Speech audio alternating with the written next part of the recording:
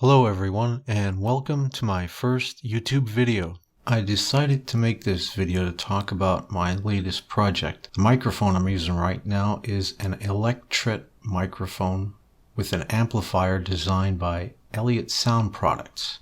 It's under Project 93 recording and measurement microphones at his website at sound.westhost.com. I'll provide a link in the description if you want to check out a schematic and maybe build your own. After building several other microphone amplifiers on a homemade breadboard that I made from old hard drive cables, I didn't think it was possible to get an electret microphone to sound good. All those other amplifiers were either way too noisy or didn't amplify the microphone enough. If you want to make your own breadboard from hard drive cables, there's a good Instructable at instructables.com. Make your own breadboard. I'll also put a link in the description for that project if you want to try it out. This amplifier that I built from the ESP website is absolutely phenomenal.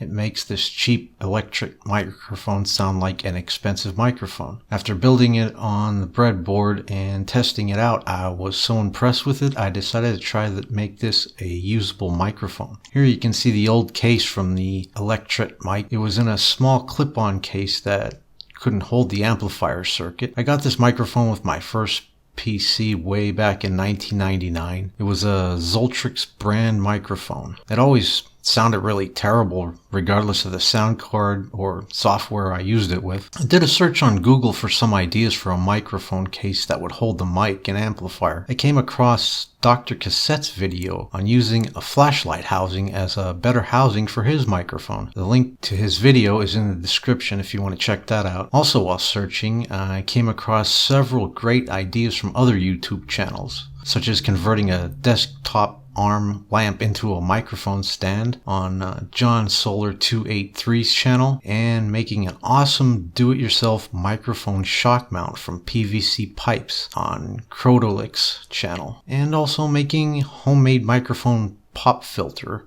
on Scotty D's channel. Links to all those videos are also in the description if you want to check those out. At this point, I didn't have the materials on hand to make all those projects. All I had were some old flashlights I could use for the housing and some PVC pipe for the shock mount. So I decided to get creative and try and make a mic stand and a pop filter with only the materials I had on hand. Well, this is what I came up with. If anything, it's good for a laugh. It lacks refinement for sure, but it works pretty darn great. And I sure think it was worth the time I spent on it. Parts for the amplifier circuit were salvaged from old TVs, radios, and other old electronics junk. I just cut a piece of old circuit board to fit into the flashlight housing and used a Dremel to shave off the old circuit traces and drilled holes to mount the new parts and soldered their leads together according to the schematic supplied for Project 93 on the ESP website. The only changes I made to the circuit were conversion for use with battery power, because I was going to use a 12-volt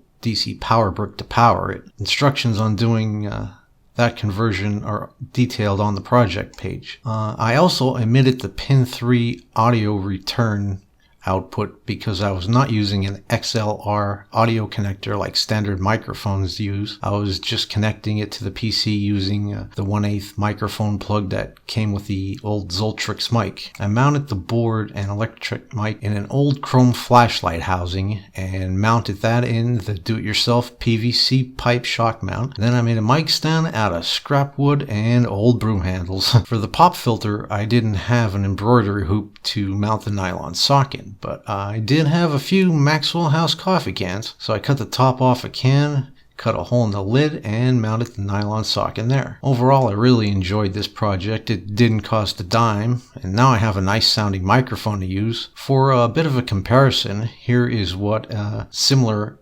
unamplified mic sounds like.